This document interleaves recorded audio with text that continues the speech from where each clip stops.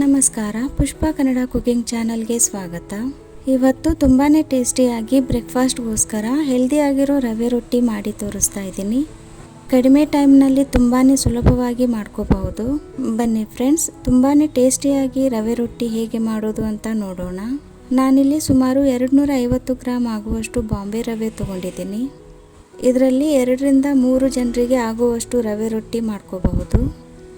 ಈಗ ಇದರಲ್ಲಿ 2 ಮೀಡಿಯಂ ಸೈಜ್ನ ಈರುಳ್ಳಿ ಸಣ್ಣದಾಗಿ ಕಟ್ ಮಾಡಿ ಸೇರಿಸ್ತಾ ಇದ್ದೀನಿ. ಹಾಗೆಯೇ ತುರಿದಿರೋ 2 ಕ್ಯಾರೆಟ್ ಜೊತೆಗೆ ತುರಿದಿರೋ ಅಂತ ಸ್ವಲ್ಪ ಹಸಿ ಕೊಬ್ಬರಿ ಸೇರಿಸ್ತಾ ಇದ್ದೀನಿ. ಮತ್ತು ಇದ್ರ ಜೊತೆಗೇ ಸಣ್ಣದಾಗಿ ಕಟ್ ಮಾಡಿರುವಂಥ 4 ಹಸಿಮೆಣಸಿನಕಾಯಿ, ಕೊತ್ತಂಬರಿ ಸೊಪ್ಪು, ಸ್ವಲ್ಪ ಕರಿಬೇವು ಸೇರಿಸ್ತಾ ಇದ್ದೀನಿ.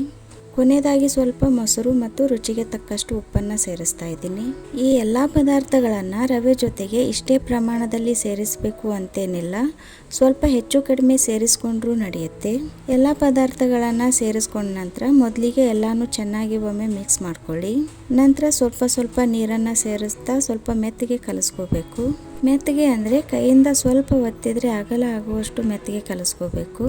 ನೋಡಿ, ಈ ಹದಕ್ಕೆ ಕಲಿಸ್ಕೊಂಡ್ರೆ ಸಾಕು. ಚೆನ್ನಾಗಿ ಕಲಿಸ್ಕೊಂಡ ನಂತರ ಕನಿಷ್ಠ 10ರಿಂದ 15 ನಿಮಿಷ ನೆನೆಯೋಕೆ ಬಿಡಬೇಕಾಗತ್ತೆ. ಇದರಿಂದ ಈರುಳ್ಳಿಯಲ್ಲಿನ ನೀರು ಬಿಟ್ಕೊಂಡು ರವೆ ಚೆನ್ನಾಗಿ ನೆನೆಯುತ್ತೆ. 10ರಿಂದ 15 ನಿಮಿಷ ಆದ ನಂತರ ಮುಚ್ಚಳ ತೆಗೆದು ಹಿಟ್ಟನ್ನು ಒಮ್ಮೆ ಮುಟ್ಟಿ ನೋಡಿ. ಗಟ್ಟಿ ಅನಿಸಿದರೆ ಸ್ವಲ್ಪ ನೀರು ಸೇರಿಸ್ಕೊಂಡು ಮೆತ್ತಗೆ ಮಾಡ್ಕೊಳ್ಳಿ. ಅಥವಾ ತೀರಾ ಮೆತ್ತಗೆ ಆಗಿದ್ದರೆ ಸ್ವಲ್ಪ ರವೆ ಸೇರಿಸ್ಕೊಂಡು ಈ ಹದಕ್ಕೆ ಮಾಡ್ಕೋಬಹುದು.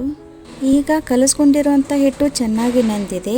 ಅಂಚಿನಲ್ಲಿ ಕ್ರಿಸ್ಪಿಯಾಗಿ ಮಧ್ಯದಲ್ಲಿ ಸಾಫ್ಟ್ ಆಗಿರುವಂಥ ಟೇಸ್ಟಿ ರವೆ ರೊಟ್ಟಿ ಮಾಡೋಕ್ಕೆ ಶುರು ಮಾಡೋಣ. ಈ ರವೆ ರೊಟ್ಟಿ ಮಾಡಬೇಕಾದ್ರೆ ಕೈಗೆ ಮತ್ತು ಈ ಥರದ ಪ್ಲಾಸ್ಟಿಕ್ ಹಾಳೆಗೆ ಸ್ವಲ್ಪ ನೀರನ್ನು ಹಚ್ಕೊಂಡು ತಟ್ಟಬೇಕಾಗತ್ತೆ.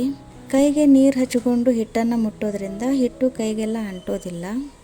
ಒಂದು ಚಪಾತಿ ಮಾಡುವಷ್ಟು ಹಿಟ್ಟನ್ನು ತಗೊಂಡು ಈ ರೀತಿ ತಟ್ಕೋಬೇಕು.